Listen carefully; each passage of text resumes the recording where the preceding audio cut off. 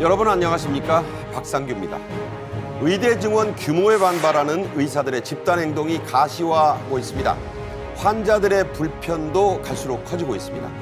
윤석열 대통령은 단호한 대응을 강조하면서 지난 정부처럼 지나가지 않겠다고 강조했습니다. 우리나라와 쿠바의 국교 수립이 가져올 경제협력과 문화 교류에 대한 기대감이 갈수록 커지고 있습니다. 쿠바 현지 분위기와 예상되는 경제 효과를 깊숙이 짚어보겠습니다. 신치영 전 동아일보 부국장, 김현주 시사평론가와 함께 하겠습니다. 어서 오십시오. 안녕하세요. 안녕하세요. 네. 의료 현장을 떠난 전공의가 이 시간 현재 1,600명을 넘겼다는 통계가 나왔습니다. 특히 이른바 빅5 병원 전공의들은 오늘 새벽 6시부터 대부분 일손을 놓고 휴대폰도 아예 꺼놨다고요? 네, 그렇습니다. 전공의들이 지금 이제 집단 사직을 하고 병원을 속속 떠나고 있다라는 소식이 들어오고 있는데 정부가 전국의 각 병원을 대상으로 조사를 했습니다. 전국의 100대 병원을 조사를 했더니 약 전국 전공의 한 13,000명 정도 되는데 이 중에 95% 정도가 이 100대 병원에 근무를 하고 있습니다. 예. 그런데 지금 현재 어제 오후 11시 기준으로 6,400명이 지금 사직을 했다는 거죠. 네. 네, 사직서를 냈고 이 중에 1,630명이 실제로 병원을 이탈을 했다.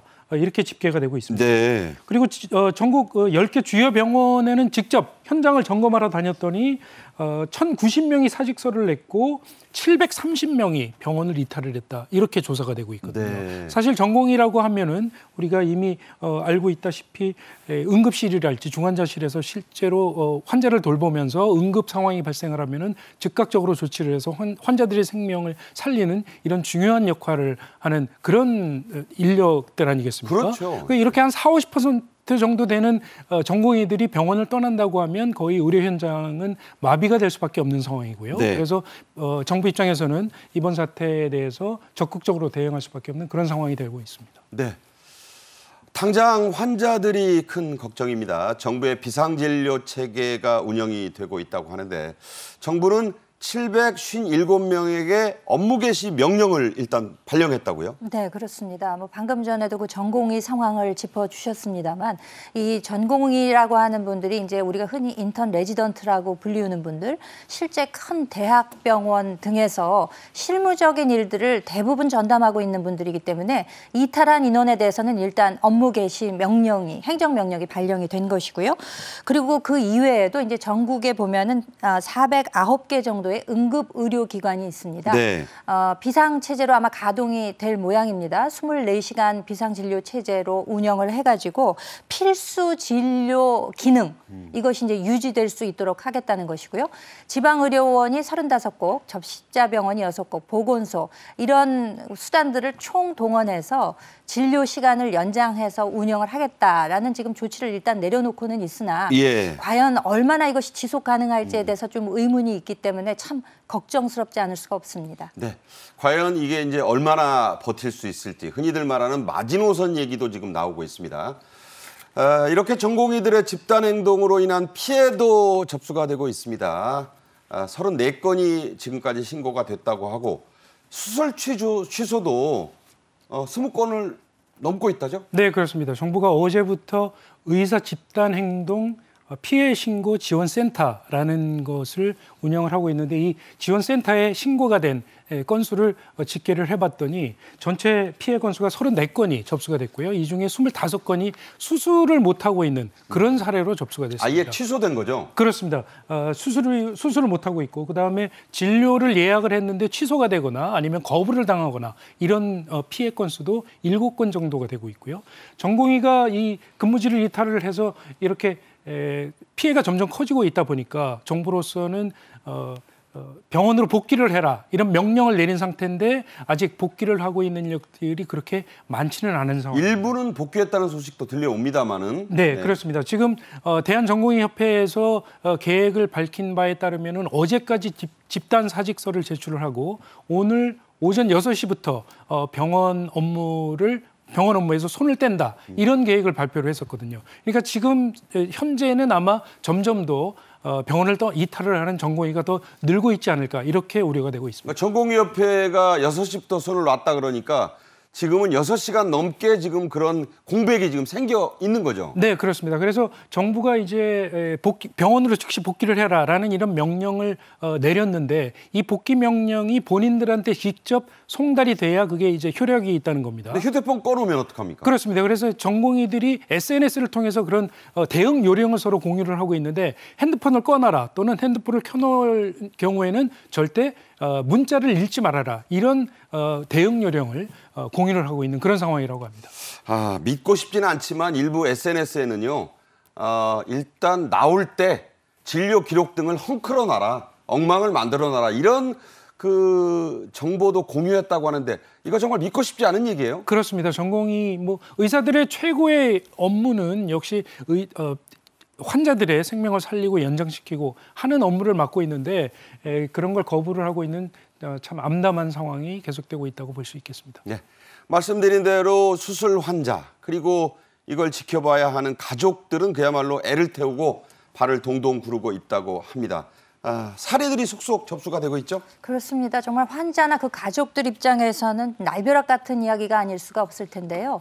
한 제주에서 온 환자의 경우에는 항공이나 대기 시간, 육상교통 이동하는 시간까지 다 하면 4시간 정도 병원 오기까지 걸리는데 그렇겠죠. 파업 때문에 사전에 미리 알아보고 올라왔다라는 이야기를 하는가 하면 신장한 3기라는 아주 위중한 환자의 경우에는 일정이 미뤄졌다라는 연락을 받았다고 하면서 이 수술이라고 하는 것도 이 파업 사태가 장기화되면은 날짜 장담할 수 있겠느냐라면서 걱정 어린 그 이야기를 하기도 했습니다. 그 자녀들이나 가족들의 입장에서는 정말 눈물겨운 사연이 한두 가지가 아닙니다. 폐암 4기면 거의 말기에 이른 그렇죠. 어머니가 이제 수술을 하셔야 되는데 우리가 보통 그 수술 전에 수술 전 검사라는 게 있거든요. 그렇죠. 여러 가지 검사를 종합적으로 하지만 혈액 검사, 마지막 검사까지 다 한 상태에서 이렇게 의료 인력이 빠져버리니까 수술을 할 수가 없는 이런 상황이 됐다라는 안타까운 사연도 있고요. 그리고 보통의 경우에 그 수술 같은 것은 특히 상급 병원들의 경우에는 6개월 전, 많게는 2년, 3년 전에도 진료 예약하고 이러지 않습니까? 그렇죠. 그런데 잡힌 날짜를 이거 장담할 수 없는 상황이기 때문에 그냥 발 동동 구르는 것 외에는 할 수 있는 게 없다. 이런 이야기들이 전해져서 더 안타까움을 자아내기도 합니다. 곳곳에서 눈물바다를 이룰 정도로 정말 분초를 다투는 그 아주 중증 환자들, 사경을 헤매는 환자들, 의료 인력이 빠져버리니까 어떻게 해야 할지를 모르는 그런 상황들이 지금 연출되고 있어서 교수 혼자는 수술 못하니까요. 못합니다. 못하고 그 인력들 자체도 전체 인력에 비교하자면 절반 이하로 줄어드는 것이니까요. 네. 정말 눈물바다라는 말이 실감나는 그런 상황이 아닌가 싶습니다. 네, 그야말로 안타까운 일들이 벌어지고 있습니다. 그런가 하면 폐암 말기 판정을 받은 이건주 한국 폐암 환우회 환자들을 이제 환우라고 표현하는데요. 그 협회 회장은 현장을 떠난 의사들을 향해 SNS에 이런 호소를 했습니다. 직접 보겠습니다.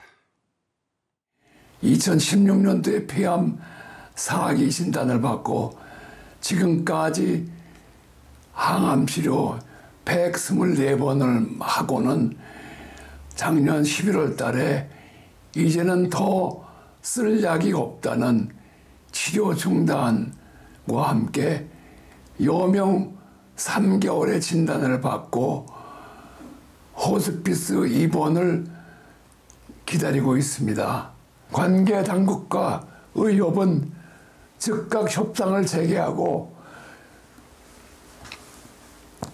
상호 이해와 협력의 기조에 서로 양보하여 원만한 조건으로 합의를 도출하고 생명을 다루는 의료 현장을 절대로 방기해서는 안 됩니다.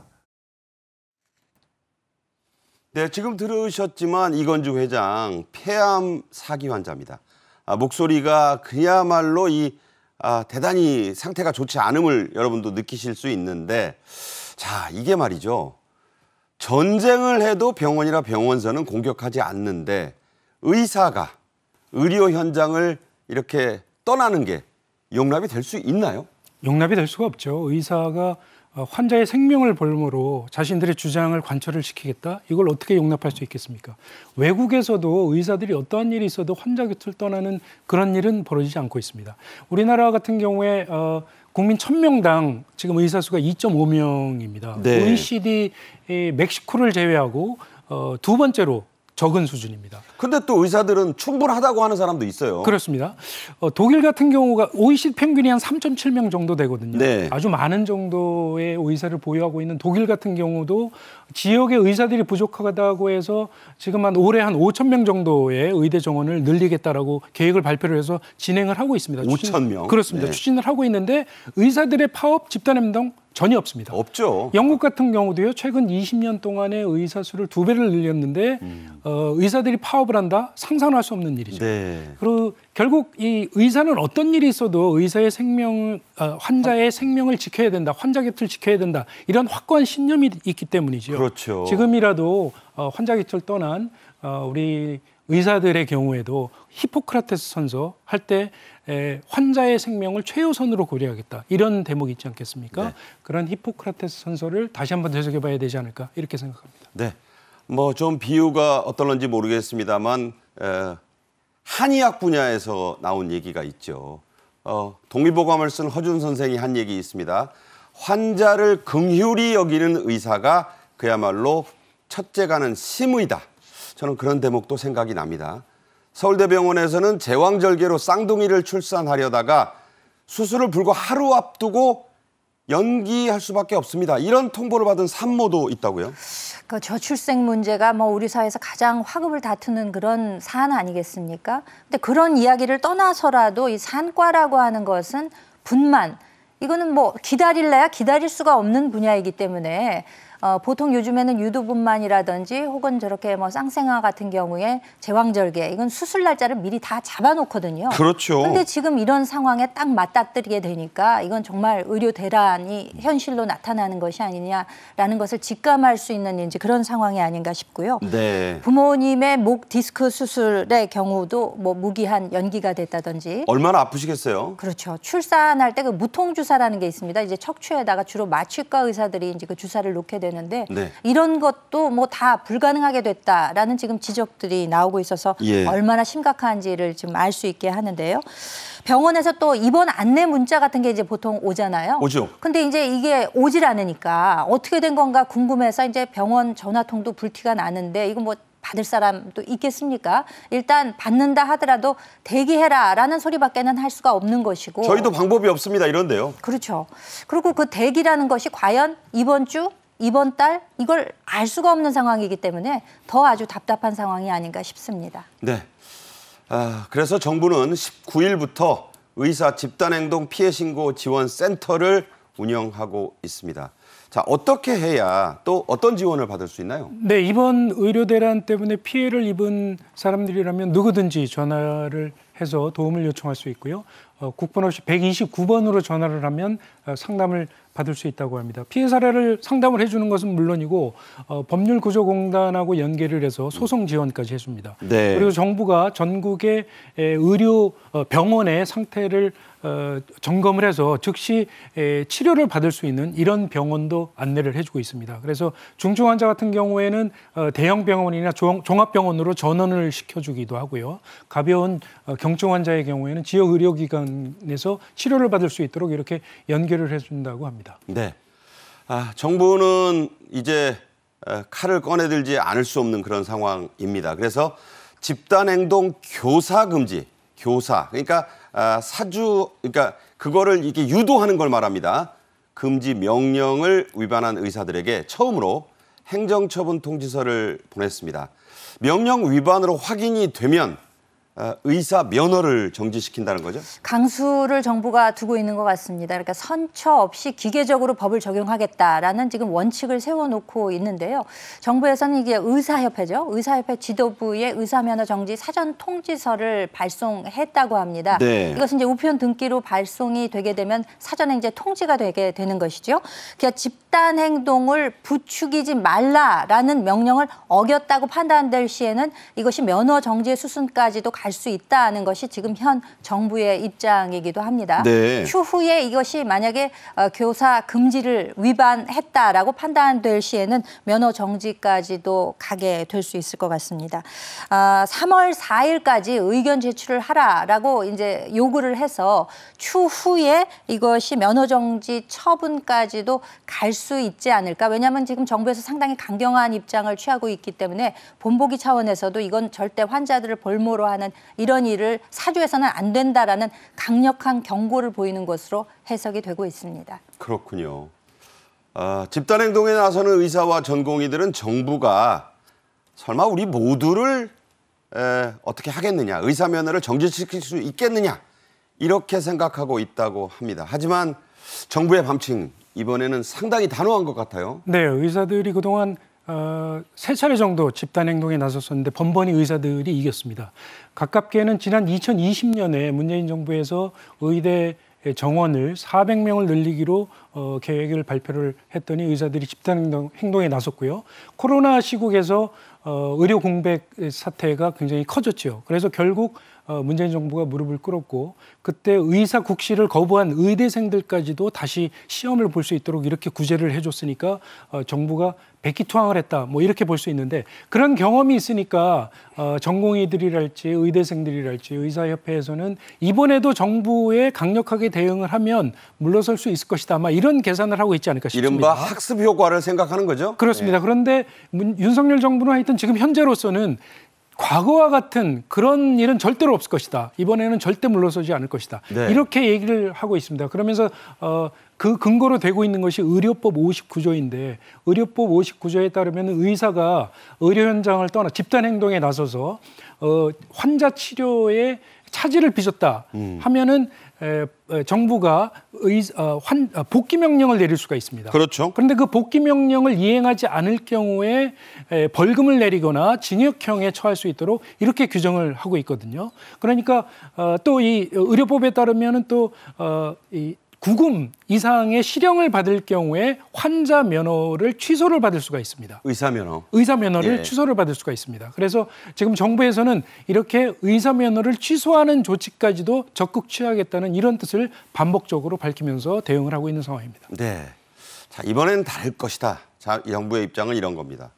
의협과 전공의들은 2,000명으로 발표된 의대 입학 정원의 확대 규모를 문제 삼고 있습니다. 하지만 윤석열 대통령은 증원 규모를 조정할 가능성은 없다.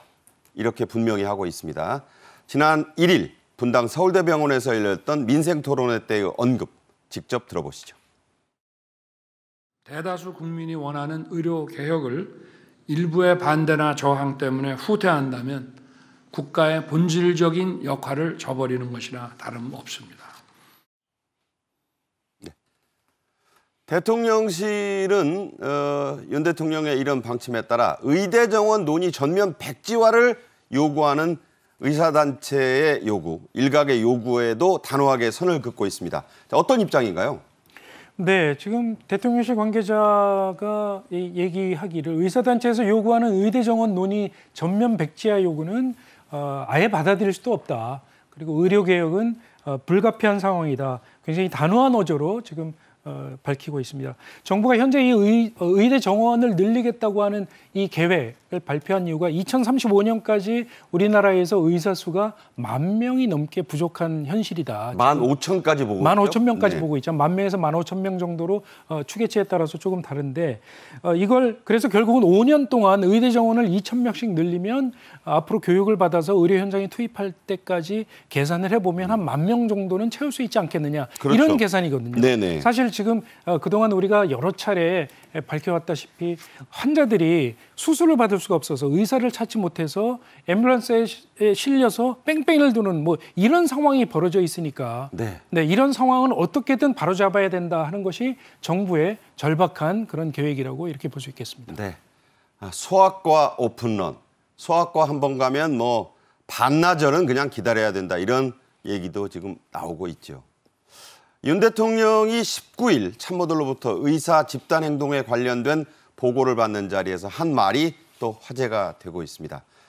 지난 정부처럼 지나가지 않겠다. 뭐 이런 얘기를 했다고 복수의 관계자들이 전하고 있어요. 윤석열 대통령은 그동안 이제 원칙을 고수하는 입장을 쭉 견지를 해왔죠. 네. 이것은 뭐 지난 그 3대 개혁이라고 하는 교육, 연금, 노동개혁에 관한 의지에서도 읽을 수 있었고 또 그 일환으로 소위 건폭이라고 하는 것이 이제 어떻게 와해되는가 네. 이런 과정들을 통해서 국민들이 아마 지켜보셨을 겁니다. 네. 지난 정부처럼 지나가지 않겠다라고 하는 것은 뭐 비근한 예로 지난 2014년에 원격 의료 도입이라든가 2020년에 400명 의대 증원 계획 이런 것들이 이제 정부가 짐으로써 그런 정책이 무산된 예를 볼 때 네. 이번에는 그냥 지나갈 수 없다. 더군다나 이번에 의료계 관계자가 이런 얘기를 했어요. 정부는 의사를 이길 수 없다라는 이야기를 했거든요. 국민적 분노를 일으킨 말이 됐죠. 이게 국민의 감정선을 건드린 거죠. 그거 어떻게 얘기하면은 의료계는 국민을 이길 수 없다. 이게 이제 진리가 아니겠습니까? 더군다나 의료라고 하는 것은 국민의 생명과 직결되어 있기 때문에 국방, 치안과 같은 아주 위중한 문제라고 할 수 있다면은 이번 정부에서는 꼭 원래 계획했던 정책 목표를 반드시 달성하겠다. 절대 물러서지 않겠다. 이대로 지나가지는 않겠다라는 원칙을 강조하고 있지 않은가라는 생각이 듭니다. 네. 한덕수 국무총리도 대국민 담화를 통해서 집단 행동을 좀 자제하고 의료개혁에 동참하라고 의사들에게 거듭 호소를 했습니다. 직접 들어보겠습니다. 의료계에도 강경한 의견을 내는 분들만 계신 것이 아니라 정부의 진심과 국민의 고통을 이해하는 합리적인 분이 더 많을 것이라고 믿습니다. 의사단체가 지금이라도 집단 행동 계획을 철회하고 국민과 의사 모두를 위한 정부의 의료개혁에 동참해 주신다면 더 빠르고 더 확실하게 의료개혁을 달성할 수 있을 것입니다. 네, 한 총리는 이렇게 호소하면서도 강경한 입장을 지금 진두지휘하고 있습니다. 이 의대 정원 확대 규모와 가장 밀접하게 연관돼 있는 게 의대생들입니다. 이 의대생들의 태도도 아주 강경한데요. 집단 휴학원 제출 움직임 가시화되고 있죠. 어떻게 보면 직접적인 그 관계가 있는 사람들이라고 할 수가 있겠죠. 의대생, 의전원생들이 있습니다.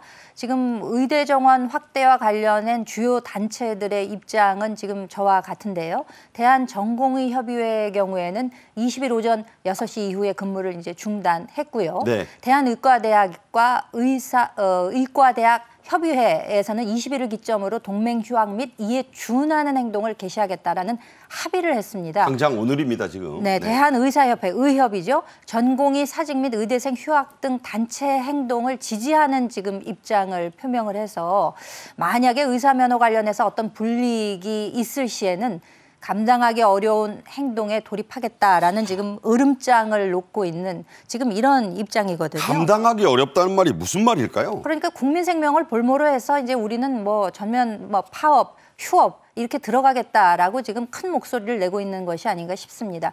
의대생들이 집단으로 그 임시 총회를 열었었는데 전체의 90% 이상이 응답을 했고 그 90% 이상이 찬성을 했다는 거예요. 집단 휴학하는데. 예. 그러니까 이제 강행 입장을 취하고 있는 것인데 특히 그 원광대 의대생들 160여 명의 경우에는 그 의대 중에서 유일하고도 최초로 집단 휴학계를 이제 제출했다고 하는데 이것을 이제 전산상으로 아마 제출을 한 모양입니다. 그렇죠. 그 이외에도 또 다른 서류들이 구비되어야 하는데 그 서류까지는 아직 구비하진 못했던 것 같습니다. 네. 수업 거부하는 이런 움직임도 있다고 하니까 참 걱정스러운데요. 교육부에서는 그래서 굉장히 이에 대해서 엄정한 대처를 지금 요구를 하고 있습니다. 학사 관리를 엄정하게 하라. 부모님이나 교수, 학과장 등의 동의가 꼭 필수적으로 따라가야 된다라는 이야기. 그래서 이제 휴학이 승인되지 않도록 하기 위해서 학사 관리를 엄정하게 할 것을 거듭 촉구하고 있습니다. 네. 자, 이 노조에서도 이번에는 의사들 편을 들지 않고 있습니다. 또 간호협회도 비상 상태입니다. 의사들이 파업하면 가장 큰 부담을 지는 곳 중 그 직역 중 하나가 간호사들인데 자, 어떻게 하고 있습니까? 간호사들 병원에서 의사들과 같이 협업을 해서 환자를 보살피는 아주 중요한 인력들이죠. 지난 2022년이었던 걸로 기억을 하는데요. 서울 아산병원에서 근무하던 한 간호사가 근무 중에 뇌출혈로 쓰러졌고 응급실로 실려가서 수술을 받으려고 하는데 신경외과 의사가 없어서 그랬죠. 결국 서울대 병원으로 이송을 하던 중에 숨지는 그런 일이 있었습니다. 그러니까 간호사들도 병원에서 근무를 하다 보면 의사들이 부족하다는 이런 현실을 아마 인식을 하고 있을 겁니다. 그래서 간호협회에서 며칠 전에 긴급 기자회견을 열어서 정부의 의대 정원 증원을 하는 문제와 의료개혁을 지지하는 그런 성명을 발표를 했었습니다. 다행스럽게도 간호사들이 의사들의 이런 의료 공백 현장을 최대한 수습을 하겠다라는 그런 의지를 발표를 해서 상당히 그나마 다행스러운 일이었는데요. 그래서 정부에서도 PA 간호사라는 게 있습니다. 의료보조 간호사죠. 피지션 어시스턴트. 그렇습니다. PA 간호사가 이제 의사 면허는 없지만 긴급한 경우에 의사를 대신해서 의사들이 하는 일을 일부 보조할 수 있는 그렇죠. 이런 간호사들이거든요. 네네. 이런 PA 간호사들을 적극 활용을 해서 의료 공백을 메꿔보겠다 이런 계획을 밝히고 있습니다. 네. 무엇보다도 국민의 생명과 건강이 우선입니다. 협상을 해서 이런 문제를 해결해야지 강대강으로 가서는 되겠느냐 이런 생각이 자꾸 드는군요. 자, 이어서 다음 주제로 가겠습니다. 쿠바와의 전격적인 국교 수립이 우리 경제에 큰 활력소가 될 것이란 기대감 갈수록 커지고 있습니다. 미국의 제재만 없으면 쿠바의 경쟁력은 대단할 것이라는 평가도 나오고 있습니다. 먼저 영상으로 보겠습니다.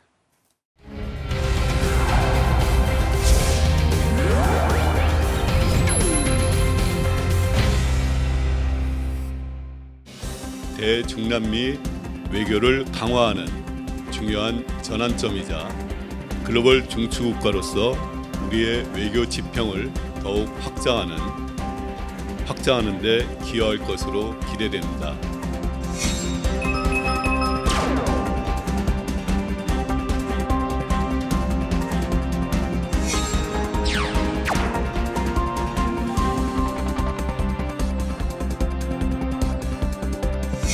앞으로 우리 정부는 쿠바 정부와 상호 상주 공간 개설 등 우호 증진을 위한 후속 조치를 적극 협의해 나갈 것입니다.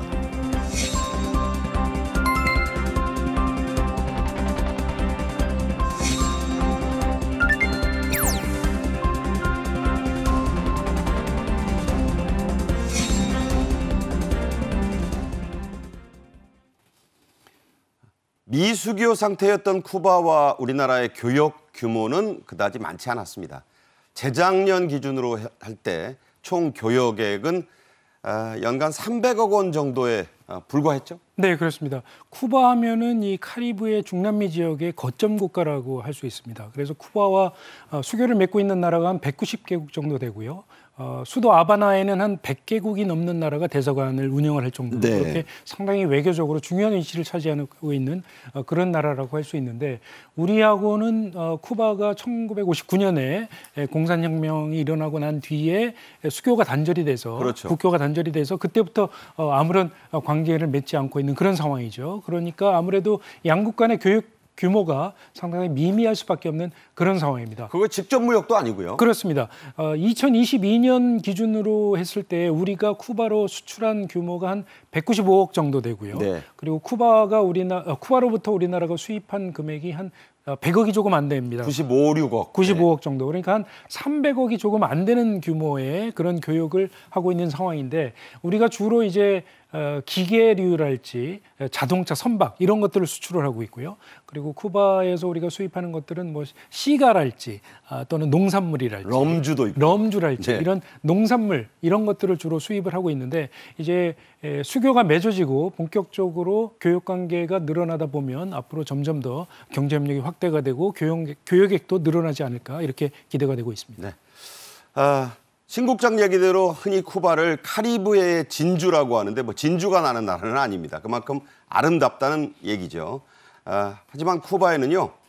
요새 각광받고 있는 2차 전지 생산에 필수적인 니켈, 코발트가 대거 묻혀 있습니다. 세계적인 규모죠? 그렇습니다. 뭐 세계 4, 5위 규모로 매장량이 있다고 하고요.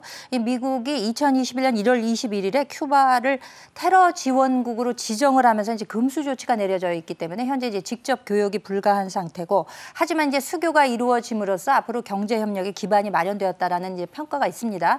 만약에 미국의 제재가 풀리게 되면은 니켈이나 코발트의 신흥 시장이 되지 않을까라는 이제 기대감이 모아지고 있는 것이고. 니켈 5위, 코발트 4위면 대단한 거예요. 그렇죠. 니켈의 경우는 이제 생산량이 세계 5위, 1위는 이제 인도네시아가 차지하고 있는데, 코발트의 경우도 뭐 콩고 민주공화국, 이제 아프리카에 위치해 있는 이 나라가 최대 매장량이지만 세계 4위 규모면 상당합니다. 근데 이 니켈과 코발트가 2차 전지를 만드는 데 있어서 필수 요소이기 때문에 없으면 안 됩니다. 상당히 우리로서는 좀 필요한 그런 광물이 아닐까라는 생각이 들고, 경협에 있어서의 잠재력도 지금 매우 크게 평가받고 있어서 이번에 이 수교가 앞으로 큰 발판이 되지 않을까라는 기대감이 산업계에서는 모아지고 있습니다. 네. 빈티지라고 할 만큼 쿠바의 풍광은 옛 것과 연결이 돼 있습니다. 그런데 그게 바로 1959년 피델 카스트로와 체게바라가 이끄는 공산혁명 이후에 미국이 지속적으로 제재를 했거든요. 그래서 지금 쿠바의 경제난 매우 심각한 상태라고 합니다. 주유소에 기름도 없다고 해요. 그래서 쿠바가 우리에게 가장 원하는 건 바로 다양한 생활용품, 그리고 첨단을 자랑하는 가전, 또 전자제품이라고 하죠? 그렇습니다. 말씀하신 대로 미국의 금수 조치 때문에 생필품이 굉장히 부족한 상황이거든요. 미국과의 관계를 좀 살펴보면은 2015년 오바마 행정부 때 국교를 맺었습니다. 그래서 미국과의 관계가 상당히 조금 풀린 그런 상황이었는데, 트럼프 행정부가 들어서면서 다시 경제 제재 조치를 취했었고요. 더 세졌죠? 그렇습니다. 그리고 미국인들이 쿠바 방문을 금지하기도 했고 해서 쿠바의 경제 위기가 상당히 심화된 그런 상황이었거든요. 네, 그 그림만 봐도 옛날 70년대 모습 같아요. 네, 그렇습니다. 그래서 쿠바 같은 경우에 지금 물가가 폭등을 하고 있어서 2021년에 물가 상승률이 한 150% 정도 됐었어요. 인플레 대단하죠? 그렇습니다. 그리고 말씀하신 대로 식량난이 굉장히 심각한 상황이고 에너지 위기가 심해서 말씀하신 것처럼 주유소에서 기름을 넣으려면 한 10시간씩 뭐 기다려야 되는 그런 상황이라고. 써야 된대요. 네. 그렇습니다. 그런 상황에서 지금 이제 트럼프 전 대통령이 다시 미국 대선에서 나와서 승기를 잡고 있는 뭐 그런 상황이지 않겠습니까? 그렇죠. 현재까지는. 쿠바로서는 트럼프 전 대통령이 다시 재집권하는 상황이 굉장히 끔찍한 시나리오가 될 수 있겠죠. 그렇겠죠. 그래서 이참에 경제 협력을 통해서 쿠바의 그런 경제 상황을 완화시켜줄 수 있는, 경제 위기를 완화시켜줄 수 있는 그런 돌파구를 찾는 그런 상황이었고, 그런 상황에서 한 20년 동안 우리가 공을 들여서 쿠바와 국교를 맺으려고 했는데 그동안 북한하고의 관계를 의식을 해서 네. 쿠바가 거절을 해왔는데 이번에 한국과의 국교를 결국은 수교를 받아들인 것 아닌가, 이렇게 해석이 되고 있습니다. 네. 자, 쿠바의 전력난도 아주 심각하다고 합니다. 그래서 발전기나 플랜트 같이 우리 에너지 관련 기업들이 할 일이 아주 많다고 하죠. 세계적 수준으로 알려진 게 바로 또 쿠바의 의료, 바이오 분야입니다. 이 분야의 협력은 또 우리에게도 도움이 될 거라고 하네요. 그렇죠. 먼저 그 전력에 관해서 이야기를 해보자면은 쿠바의 전력난이 정말 심각하다고 합니다. 지금 쿠바의 반풍경입니다. 그렇죠. 아주 깜깜하죠.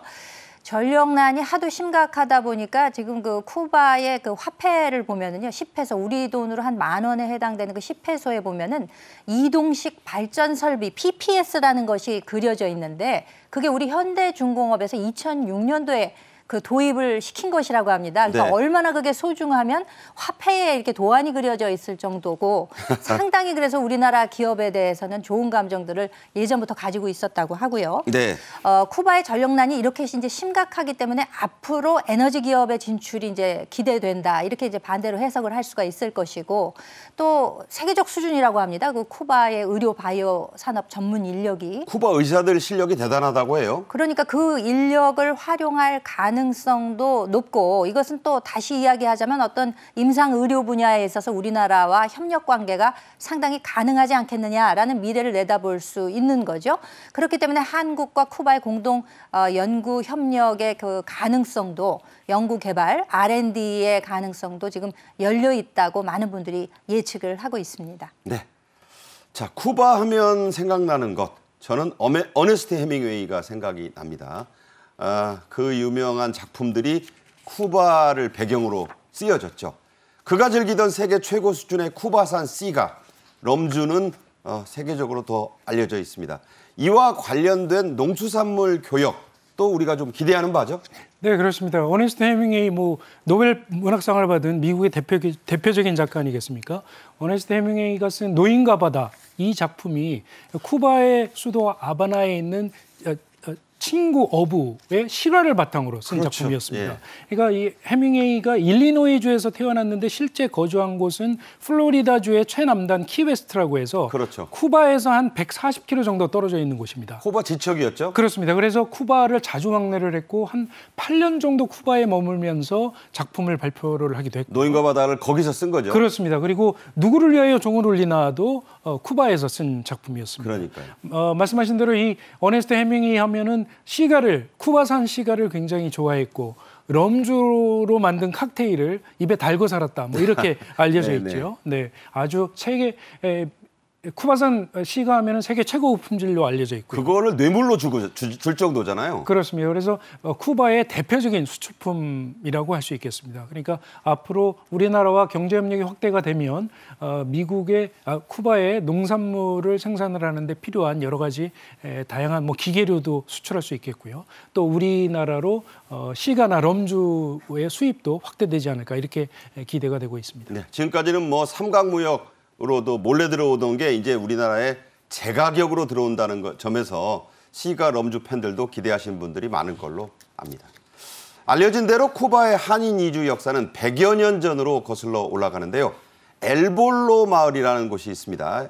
여기에 우리 독립운동가의 후손들이 모여 산다고요? 그렇습니다. 우리 그 한인들의 이주 역사는 정말 눈물 젖은 역사라고 할 수가 있죠. 1900년대 초반부터 하와이 사탕수수 농장의 이주 역사도 있습니다만 멕시코 하면 그 애니깽이라는 영화도 예전에 있었죠. 장미희 씨 나오죠. 네. 그게 에네켄이라고 해서 이제 용설란이라는 그 식물의 이름인데 선인장의 일종입니다. 그렇습니다. 그 멕시코 애니깽들이 일부가 그 항구를 통해서 1921년에 쿠바 쪽으로 이주를 했다고 합니다. 에네켄 보이네요, 저 밑에. 그렇습니다. 저게 바로 에네켄이고요. 저 용설란이라고 하는 것이 얼마나 뾰족한 식물인지 살짝만 찔려도 이제 그게 괴사가 되는 등 해서 그 당시에 우리 이주민들의 그 아픈 역사라고 하는 것은 정말 눈물 없이는 들을 수 없는 그런 사연이었을 것이라고 할 수 있겠습니다.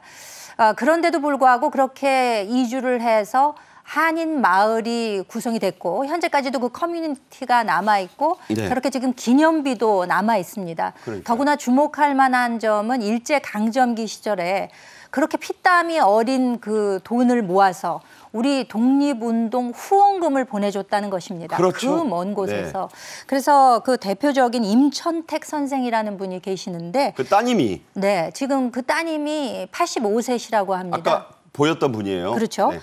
이 임천택 선생의 경우는 건국 훈장을 받으시기도 했었는데 정말 그 1900년대 초반부터 이분입니다. 약 네. 100년에 이르는 우리 한인 이주의 역사와 더불어서 저 쿠바에도 한인 마을이 이제 형성되어 있고 유족도 남아 있다는 점에서 쿠바와의 역사에 있어서 절대 잊어서는 안 될 그런 한 페이지가 아닌가 싶어서 말씀을 드려봤습니다. 네. 자, 이런 옛 이야기와 함께 지금 쿠바의 10대, 20대, 30대들에게 한국은 K-팝의 원조국, 천조국으로 불리고 유명합니다. 회원수 10,000명을 훌쩍 넘는 팬클럽이 K-팝 댄스 경연 대회를 정기적으로 열고 있다고 해요. 네, 그렇습니다. 쿠바 하면은 대표적으로 우리가 떠올릴 수 있는 것이 살사와 레게 음악 아니겠습니까? 그렇죠. 역시 음악을 사랑하는 나라답게 K-팝에 대한 인기가 굉장히 높다고 합니다. 그래서 지금 조금 전에 말씀해 주셨던 한류 팬클럽 아르코르라는 곳이 정기적으로 이제 K-팝 댄스 경연대회를 여는데 매번 수백 명씩 모여서 저렇게 지금 화면에 나오는 것처럼 열정적으로 스피커에 울리는 그 K-팝 노래에 맞춰서 춤을 추는. 저게 한국 선생 없이 유튜브 보고 지금 따라하는 거래요. 네, 그렇습니다. 저런 장면이 거의 댄스 경연대회가 열릴 때마다 연출이 된다고 하죠. 그리고 2013년부터 쿠바 내에서는 이 한국의 드라마가 지금 방영이 되고 있고 네. 또 이 K-팝의 인기랄지 드라마랄지 영화 이런 한류의 인기 덕분에 한국어를 배우는 또 열풍이 네. 불고 있다고 합니다. 그래서 이렇게 이 한류에 대한 인기가 굉장히 높아서 이 젊은 층들의 이 한류의 인기 이것이 이번에 수교를 하게 된 그 배경 중에 하나가 아니겠느냐 뭐 이렇게 해석이 되고 있습니다. 그러니까 쿠바의 미래 세대가 저렇게 얘기하면서 수교가 되는 거 뭘 가장 원하냐고 물어봤더니 K굿즈나 많이 들어왔으면 좋겠다. 네. 이런 얘기를 한다고 합니다. 네. 자, 쿠바의 자생적인 한류 단체 아르코르의 공연 모습 한번 직접 보시죠. 네. 쿠바 한류 커뮤니티 아르코르 아까 그 댄스 경연 대회 열렸는데 수시로 저렇게 그 플래시몹처럼 모임을 한다고 합니다. 이렇게 모여서 이렇게 걸그룹 댄스 저게 이제 그냥 눈대중으로 저 배운 건데 칼군무 이런 게 아주 똑같다고 하죠. 네, 대단합니다. 10대, 20대들에게 한국은 바로 저런 나라다. 네, 아르코르라는 그 걸그룹입니다. 원래 댄스에 관해서 쿠바 사람들이 일가견이 있잖아요. 그럼요. 네. 네. 길거리에서 춤을 추시는 분들도 많이 있고요. 길거리를 다니다 보면 굉장히 아름다운 음악들이 많이 흘러나오는 장면들이 있다고 하죠. 네. 뭐 그냥 겉으로 봐서는 쿠바 젊은이들이라고 생각이 안 들 정도입니다. 우리나라 뭐 스트릿 우먼 파이터 생각도 나는데요.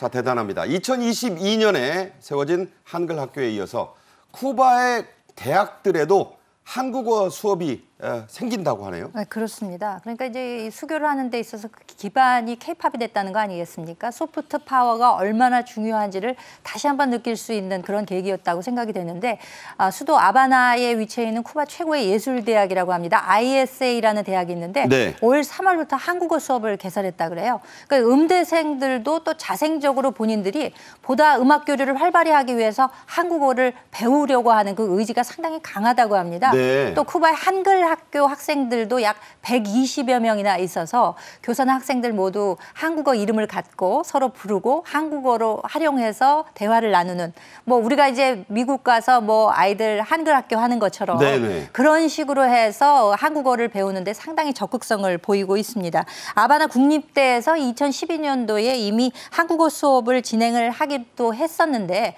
2018년에 폐강이 되기도 했었다고 합니다. 하지만 지금 이런 한글 학교가 생김으로써 그를 대체하고 또 한글에 대한 수요를 거기서 이제 충족시켜주면서 보다 한국어에 능통한 쿠바인들이 많이 탄생하지 않을까 하는 기대도 갖게 하는군요. 네. 자, 드라마 남자친구 등으로 이뤘던 쿠바 여행 붐이 있었죠. 코로나 전에는 한때 14,000명이 넘게 쿠바를 방문하기도 했습니다. 그러다가 코로나19로 그 세가 꺾였는데요.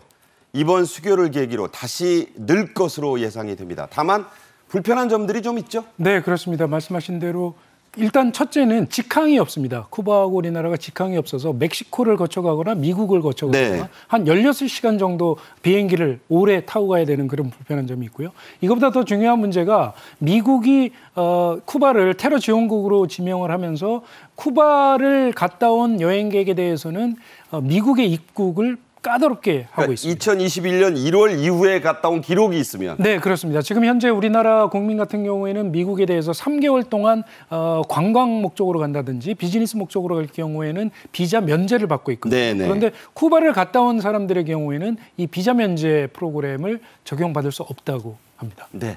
드라마 남자친구의 배경인 말레콘 해변, 바라데로 해변, 아바나 거리의 풍광, 뭐 아름답기 그지없죠.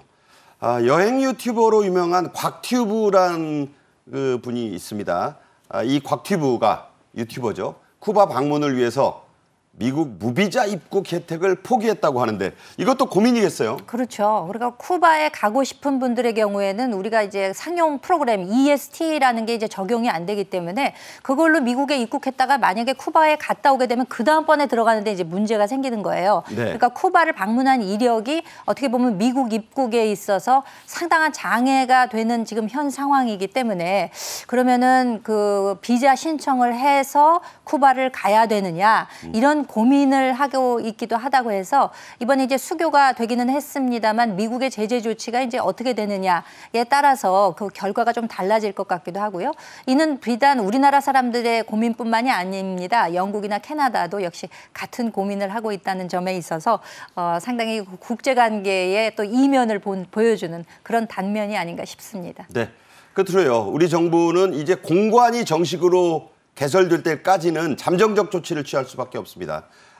이런 처지에 있는 우리 국민들에게 체계적인 영사 조력, 도움을 제공할 방침이라고 하는데 어떻게 한다는 거죠? 네, 지금 말씀하신 대로 쿠바에는 우리나라 대사관이 없기 때문에 멕시코 대사관에서 그 영사 업무를 일부 지원을 해왔거든요. 주 멕시코 한국 대사관. 그렇습니다. 또는 2005년에 아바나에 코트라 무역관이 개설이 됐는데 코트라에서 또 업무를 지원하기도 했고요. 그래서 여러 가지 민원 업무를 해결하는데 불편을 겪을 수밖에 없었는데 네. 수교를 맺게 됐으니까 이제 공식적으로 공간이 생길 것이고 그 공간을 통해서 영사 업무를 볼 수 있도록 이렇게 될 것으로 보입니다. 네, 잠정적으로는 그렇게 한다 이런 얘기입니다. 자, 한 쿠바의 경협 그리고 교류가 더 확대되기를 기대해 봅니다. 신치영 전 동아일보 부국장, 김현주 시사평론가와 함께했습니다. 고맙습니다. 감사합니다. 잘 들었습니다. 화요일 정책엔 이슈는 여기서 마치겠습니다. 오늘도 행복하고 건강한 하루 보내십시오. 내일 낮 12시에 저는 다시 찾아뵙겠습니다. 고맙습니다.